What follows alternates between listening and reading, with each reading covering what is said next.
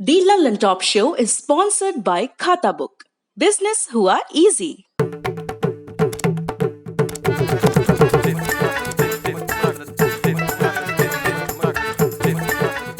झंझट से मुक्ति, खाता बुक से दोस्ती।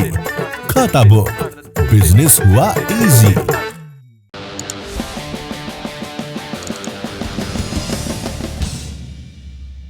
पिछले 24 घंटे में देश में कोरोना के कुल 3,82,315 नए मामले सामने आए, जबकि 3,780 लोगों की मौत हुई।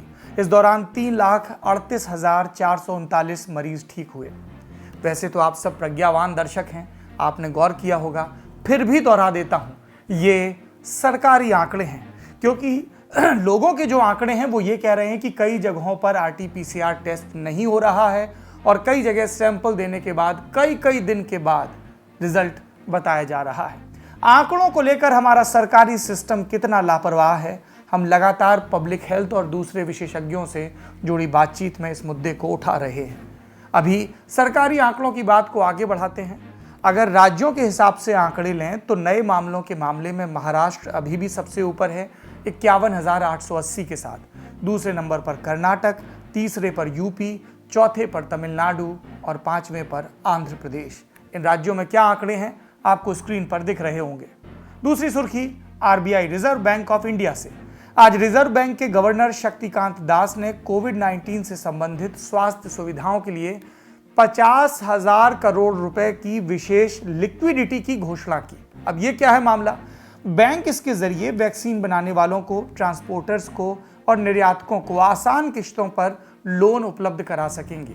जो अस्पताल हैं या हेल्थ सर्विस प्रोवाइडर हैं दूसरे, उनको भी इसका लाभ मिलेगा और ये सुविधा 31 मार्च 2022 तक जारी रहेगी। RBI गवर्नर ने कहा कि लोन रेपो रेट पर यानी काफी किफायती ब्याज दर पर दिया जाएगा और फिलहाल रेपो रेट कितना है? 4%। गवर्नर ने कहा कि RBI कोरोना की स्थिति पर नजर बनाए है। इसकी पहली लहर के बाद अर्थव्यवस्था में अच्छी रिकवरी दिखी थी, लेकिन दूसरी लहर के फैलाव को देखते हुए व्यापक और त्वरित एक्शन की जरूरत है। शक्तिकांत दास ने KYC यानी नो योर कस्टमर नियमों में भी बदलाव की जानकारी दी। बताया कि अब वीडियो के जरिए KYC को मंजूरी दे दी गई है, मतलब पेटीएम, फोन पे जैसे ऐप के लिए भी अब KYC वेरिफिकेशन कराना ज्यादा आसान होगा। उन्होंने कहा कि RBI नागरिकों, व्यापारिक संस्थाओं और दूसरी लहर से प्रभावित संस्थानों के लिए अपने सभी संसाधनों का इस्तेमाल करेगा। अगली सुर्खी की तरफ बढ़ते हैं और अगली कुछ सुर्खियां सुप्रीम कोर्ट के हवाले से हैं। कल दिल्ली हाई कोर्ट ने केंद्र सरकार को आवश्यक ऑक्सीजन की आपूर्ति में विफलता पर अवमानना की कार्रवाई के लिए कारण बताओ नोटिस जारी किया था। दिल्ली हाई कोर्ट के आदेश के खिलाफ केंद्र ने आज सुप्रीम कोर्ट का दरवाजा खटखटाया। सुप्रीम कोर्ट ने दिल्ली हाई कोर्ट के नोटिस पर रोक लगा दी। सुप्रीम कोर्ट ने कहा कि न्यायिक अवमानना से दिल्ली की समस्याओं का समाधान नहीं होगा। जब देश महामारी का सामना कर रहा है, तब अदालत का प्रयास सभी स्टेक होल्डर्स के साथ सक्रिय रूप से समस्या हल करने का होना चाहिए। कोर्ट ने यह भी कहा, अधिकारियों को जेल में डालने या अवमानना के लिए दोषी ठहराने से फिलहाल ऑक्सीजन नहीं मिलेगी। हमें सॉल्यूशन खोजना पड़ेगा, सुनिश्चित करना होगा कि लोगों का जीवन बचे। कोर्ट ने केंद्र सरकार को सारणीबद्ध चार्ट के साथ यानी एक टेबल बनाकर योजना बताइए कि सुनिश्चित करिए कि कैसे 700 metric ton liquid medical oxygen की आपूर्ति होगी, जिसका सुप्रीम कोर्ट ने आदेश दिया। वो टेबल पेश करिए, ऐसा कहा। सॉलिसिटर जनरल ने सीमित उपलब्धता का हवाला देकर 500 मीट्रिक टन ऑक्सीजन को दिल्ली के लिए पर्याप्त बताया और इसे कोर्ट ने, जो नरेंद्र मोदी सरकार का तर्क था, खारिज कर दिया। कोर्ट ने कहा कि जमीनी स्थिति देखने पर पता चलता है कि 500 मीट्रिक टन ऑक्सीजन का आवंटन पर्याप्त नहीं है। कोर्ट ने सुझाव दिया कि ऑक्सीजन की कमी से निपटने के लिए मुंबई द्वारा अपनाए गए मॉडल को दिल्ली में अपनाया जाना चाहिए। इस पर सॉलिसिटर जनरल ने सहमति व्यक्त की और कहा कि जब मुंबई में 92,000 कोरोना के मामले थे, तब भी उन्होंने 275 मीट्रिक टन ऑक्सीजन के साथ मैनेज किया। ये प्रशंसनीय है। इसकी एक व्याख्या ये भी हो सकती है कि नरेंद्र मोदी सरकार ने सुप्रीम कोर्ट में उद्धव ठाकरे सरकार के मुंबई में कोविड मैनेजमेंट की तारीफ की।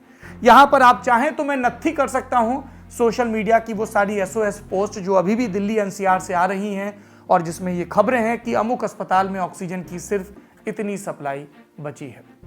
चौथी सुर्खी ये भी सुप्रीम कोर्ट से। सुप्रीम कोर्ट ने आज महाराष्ट्र सरकार के मराठा आरक्षण वाले कानून को खारिज कर दिया। 5 जजों वाली संवैधानिक बेंच ने एक मत से यह फैसला दिया। इसमें संवैधानिक पीठ ने कहा कि मराठा समाज को शैक्षणिक और सामाजिक रूप से पिछड़ा नहीं माना जा सकता। इसके अलावा कोर्ट ने आरक्षण पर 50% की सीमा के इंदिरा साहनी वर्डिक्ट को भी रिव्यू करने की मांग खारिज कर दी। बेंच ने कहा कि सिर्फ विशेष परिस्थितियों को छोड़कर अन्य मामलों में आरक्षण की सीमा 50% से ज्यादा बढ़ाना संविधान के अनुच्छेद 14 का उल्लंघन है। फैसला देने वाली इस संवैधानिक पीठ में justice Ashok Bhushan, justice L Nageswara Rao, justice S Abdul Nazeer, justice Hemant Gupta और जस्टिस ए रविंद्र भट्ट शामिल थे। करीब 2 साल से ये मामला कोर्ट में था। 2018 में तब की देवेंद्र फडणवीस सरकार ने मराठा समाज को एडमिशन और नौकरियों में 16% आरक्षण देने के लिए एक कानून पेश किया था। इसको नाम दिया गया था Maharashtra state reservation for socially and educationally backward classes act 2018। इस कानून से महाराष्ट्र में आरक्षण की सीमा 50% से ऊपर चली गई। इसके खिलाफ बॉम्बे हाईकोर्ट में कई याचिकाएं दायर हुई। जून 2019 में हाईकोर्ट ने अपने फैसले में कानून को सही माना, लेकिन कहा कि 16% के बजाय नौकरियों में 12% ही आरक्षण हो और दाखिले में 13%। इसके बाद बात सुप्रीम कोर्ट पहुंची। सुप्रीम कोर्ट में पहले 3 जजों की बेंच ने इस मामले पर सुनवाई की। कोर्ट के सामने सवाल था कि क्या कोई राज्य किसी समाज को पिछड़ा घोषित कर सकता है या नहीं, क्योंकि 2018 में ही संसद ने 102वें संविधान संशोधन से राष्ट्रीय पिछड़ा आयोग को संवैधानिक दर्जा दिया था। इसलिए 5 जजों की संवैधानिक बेंच बनाई गई इस मामले पर सुनवाई के लिए, और इसी बेंच का फैसला आज आया। मराठा आरक्षण को रद्द करने के साथ ही बेंच ने 102वां संविधान संशोधन रद्द करने की मांग भी खारिज कर दी। अब यहाँ पर 2 चीजें हैं। पहला, इसका महाराष्ट्र की राजनीति पर क्या असर पड़ेगा। फिलहाल सत्ता में उद्धव ठाकरे की सरकार है, शिवसेना की, उनके साथ कांग्रेस और एनसीपी हैं। उनके ऊपर ये दबाव होगा क्योंकि महाराष्ट्र में मराठा लॉबी सबसे ताकतवर और प्रभावशाली मानी जाती है। दूसरा, कई लोगों ने पूछा कि ये जो 50% की कैप है, तो केंद्र ने जो आर्थिक रूप से पिछड़े सामान्य वर्ग के लोगों को 10% आरक्षण दिया, उसका क्या। इस पर कोर्ट ने स्पष्ट किया कि केंद्र को इस तरह के कानून बनाने का अधिकार है।